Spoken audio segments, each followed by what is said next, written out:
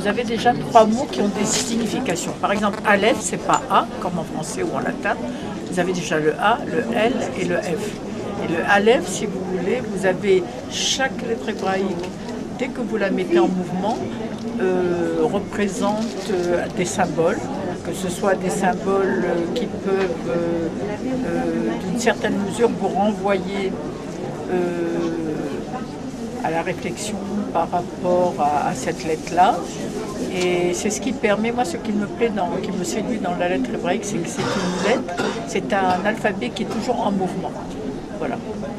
Et en fonction de chaque lettre hébraïque, vous avez des corrélations sur le plan énergétique, sur le plan de la numérologie, et ça peut être très loin aussi sur le plan des vibrations. Je crois que vous avez dit que vous aviez une sorte de pratique numérologie kabbalistique. Oui, parce que je pars d'un principe que quand on l'inscrit, que la seule chose qui ne change pas dans la vie d'un être humain, c'est la date de naissance. Oui. Alors c'est vrai que la date de naissance grégorien, parce que c'est sur le calendrier grégorien, ça n'a rien à voir avec la date de naissance qui est inscrite sur le calendrier hébraïque. Julien, oui, hébraïque. Mais on arrive quand même avec ça, on arrive à faire des analogies.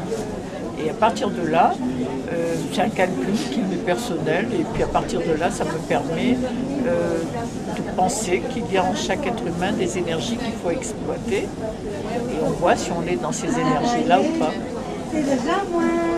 Et Jean Ab, il travaillait comment, Jean Ab?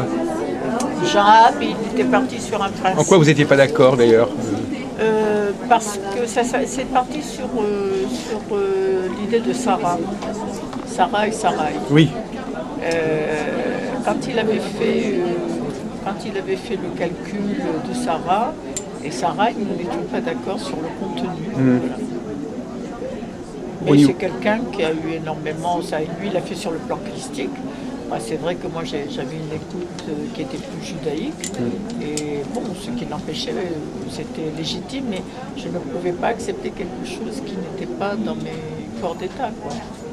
Donc, quand vous avez une date de naissance, vous la reliez à des lettres hébraïques, c'est ça? Par exemple, oui, ça me permet, surtout en accompagnement, quand on doit aider quelqu'un en termes de thérapie ou de psychothérapie, ça peut apporter énormément de choses. On voit qu'est-ce qui peut bloquer, ce qui peut empêcher, on renvoie le message à la personne, si vous voulez, on renvoie cette image énergétique à la personne pour voir si cette personne est consciente de ce qu'elle porte en elle.